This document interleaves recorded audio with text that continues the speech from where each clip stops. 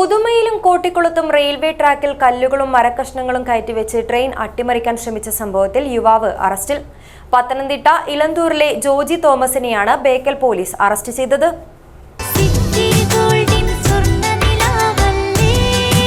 City Gold, Gold and Diamonds, Kerala and Karnataka, the glow of purity.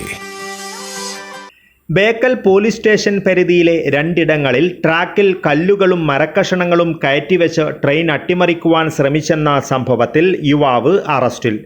Pathanamthitta ഇലന്തൂരിലെ Joji തോമസിനെയാണ് Bekal എസ്.ഐ. M. സവ്യസാചി arrest ചെയ്തത്.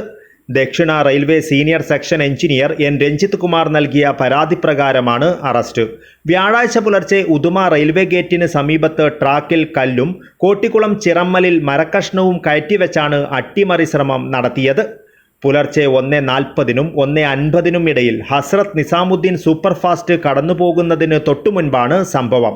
Loco പൈലറ്റാണ് സംഭവം പോലീസിനെ അറിയിച്ചത്. Police ഉടൻ സ്ഥലത്തെത്തി നടത്തിയ പരിശോധനയിലാണ് അക്രമത്തിന് പിന്നിൽ ജോജി തോമസ് ആണെന്ന് കണ്ടെത്തി കൈയോടെ പിടികൂടിയത്.